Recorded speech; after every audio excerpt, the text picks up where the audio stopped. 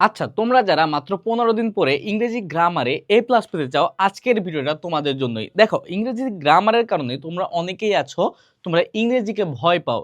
এই ভয়কে কিভাবে জয় করতে হয়, ইংরেজি গ্রামার কিভাবে শিখতে হয়, এই ভিডিও জুড়ে তোমাদের আমি সেটাই বলে দেবো। দেখো, তোমাদের মেন সমস্যা কি, ইংরেজি গ্রামার তোমরা হচ্ছে বেসিকটাই জানো না। বেসিকটা যদি না জানো, গ্রাজুয়ালি হচ্ছে তোমরা কোনো টপিকই জানো না। তাই সবার আগে হচ্ছে তোমার ইম্পর্টেন্ট টপিকগুলো শেখা লাগবে। ইম্পর্টেন্ট টপিক বলতে আমি হচ্ছে বেসিকগুলো কি বোঝাচ্ছি। যেমন সবার আগে তুমি শুরু করবা হচ্ছে পার্টস অফ স্পিচের আমাদের ক্লাসটা একবার দেখলে হবে, এটা তোমার অনেক ভালোভাবে শেখা লাগবে এরকম না, তুমি জাস্ট একটু আইডিয়া নিবা। কিন্তু টেন্স, আমি যদি একটু রংটা চেঞ্জ করি, সবার আগে শুরু করবা টেন্স দিয়া। টেন্সের পরে হচ্ছে ভয়েস করবা, তারপর হচ্ছে ডিগ্রি করবা, তারপর হচ্ছে ট্রান্সফরমেশন অফ সেন্টেন্স করবা, ট্রান্সফরমেশন অফ সেন্টেন্স।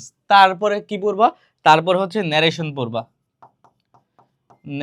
পড়বা। তারপরে হচ্ছে এইভাবে আগাবা ওয়ান বাই ওয়ান। কিন্তু যদি তুমি দেখো, টেন্স না পারলে ভয়েস পারবা না, ভয়েস না পারলে আবার ডিগ্রি পারবা না, তারপর ট্রান্সফরমেশন না পারলে তুমি ন্যারেশন পারবা না। এই রকম ভাবে তোমার হচ্ছে ওয়ান বাই ওয়ান পড়তে হবে। তাই আমি বলবো যে এই সিকোয়েন্সটা মেনটেন করে লেখাপড়া করার চেষ্টা করো। তারপরে যদি আরো বেশি দরকার হয় সিকোয়েন্স আমাকে বলবো, আমি বলে দেবো। এখন দেখো, ইম্পর্টেন্ট টপিকগুলো তো পড়বা, কিন্তু পড়ার সময় সবসময় রুলসটা মনে রাখবা, আর সাথে এক্সাম্পল অ্যাড করবা। রুলসটা কি, রুলসের মধ্যে আছে স্ট্রাকচার। যেমন যদি আমি হচ্ছে টেন্সের কথা বলি, স্ট্রাকচার কি, সাবজেক্ট থাকবে, তারপরে হচ্ছে V1 থাকবে, তারপরে অবজেক্ট থাকবে। এই হচ্ছে কি রুলস বা স্ট্রাকচার, এটা তো মাথায় রাখবাই। তার পাশাপাশি হচ্ছে কি একটা উদাহরণ মাথায় রাখবা। যেমন হি গোস টু স্কুল। যেমন এই দেখো, এটা সাবজেক্ট, এটা কি V1, এটা হচ্ছে অবজেক্ট।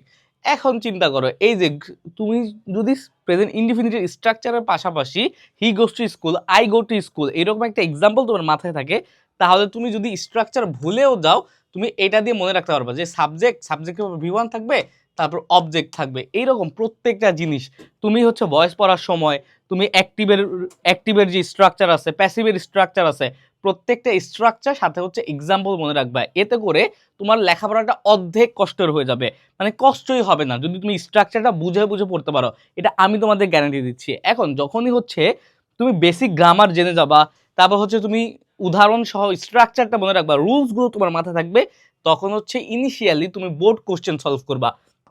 কেন board question? School college question পরে করবা, পরে।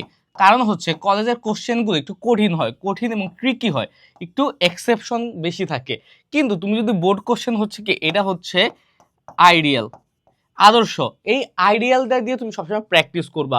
কারণ হচ্ছে এগুলো সহজ থাকে, এগুলো প্র্যাকটিস করে একই সাথে তোমার বোর্ড কোশ্চেন সলভ করা হয়ে যাচ্ছে, তার পাশাপাশি হচ্ছে তোমার কোনো প্যারা থাকতেছে না, প্র্যাকটিসটা হয়ে যাচ্ছে। তুমি কতটুকু পারো এটা এটা তোমার সামনে চলে আসছে। আর যেখানে তুমি আটকে যাবা, সেখানে তুমি হেল্প নেবে। এখানে তুমি আমাদের হেল্প নিতে পারো, আমাদের কোর্সের হেল্প নিতে পারো, তোমার বড় ভাই বোনের হেল্প নিতে পারো, যার ইচ্ছা তার হেল্পটা নিতে পারো। এই যে বেশি দিন কিন্তু সময় লাগে না।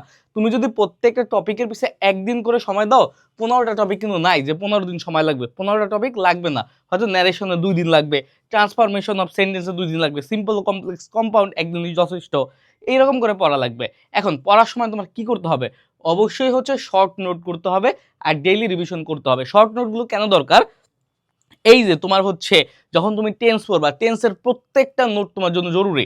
এখন যেহেতু তোমার হচ্ছে অনলাইনে জিনিস, তুমি স্ক্রিনশট রাখতে পারো, কিন্তু আমি বলবো অবশ্যই খাতায় নোট করবা। একটা ইংরেজি গ্রামারে যেমন টেন্সের আলাদা নোট করবা, ভয়েসের আলাদা নোট করবা, ডিগ্রির আলাদা নোট করবা, পার্টস অফ স্পিচের আলাদা নোট করবা। এতে কি হবে যে প্রত্যেকবার রিভিশন দেওয়াটা তোমার কাছে ইজি হয়ে যাবে। তোমার বারবার রিভিশন দিবা, বারবার মনে থাকবে।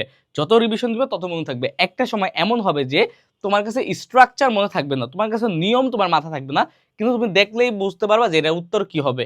এইরকম একটা কনফিডেন্স কিন্তু এসে পারবে। নিয়ম কারো মাথা থাকে না, প্র্যাকটিস করো, দেখবা যে তুমি এমনিই পারবা, নিয়ম না জানলেও পারবা। এটা হচ্ছে সহজ উপায়। কিন্তু এই 4টা জিনিস ইনিশিয়ালি এখন থেকে তোমার ফলো করতে হবে। বিশেষ করে নোটটা মেনটেন করো, বুঝে বুঝে পড়ো, আন্দাজে কিছু পড়ো না, তাইলেই হবে। নোট আর বুঝে পড়া, এই দুটো পারলে বাদ বাকি জিনিসগুলো এমনি হয়ে যাবে। 15 দিন লাগবেও না, ট্রাস্ট মি। কিন্তু 15 দিন তোমার হার্ড ওয়ার্ক করা লাগবে, বুঝে বুঝে পড়া লাগবে। তারপরে যদি কোনো সমস্যা থাকে আমাদের জানো, আমাদের কোর্স আছে, কোর্সে এনরোল হতে পারো, কোনো সমস্যা নেই। সব জায়গায় হচ্ছে এইচএসসি 26-এর জন্য আমাদের ইবিআই কোর্স আছে, ইবিআই, ইবিআইতে কিন্তু আমার গ্রামার জাস্ট 10টা ক্লাসের মধ্যে শেষ করে দিছে।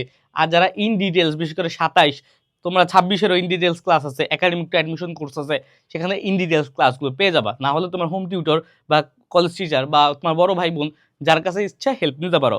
ওকে, আমার কাছে হেল্প নিতে পারো। কোর্সে এনরোল হও বা না হও এটা ম্যাটার করে না, কিন্তু আমি ইনশাল্লাহ সবাইকে হেল্প করার চেষ্টা করি। তোমরা আমাকেও প্রশ্ন করতে পারো, আমি তোমাদের ছোট ভাই বোন হিসেবে দেখি, ছোট ভাই বোন হিসেবে ইনশাল্লাহ হেল্প করব। ওকে, তাহলে আজকের ভিডিওটা এই পর্যন্তই, আবার দেখা হবে। সেই পর্যন্ত সুস্থ থাকো, ভালো থাকো। আসসালামু আলাইকুম।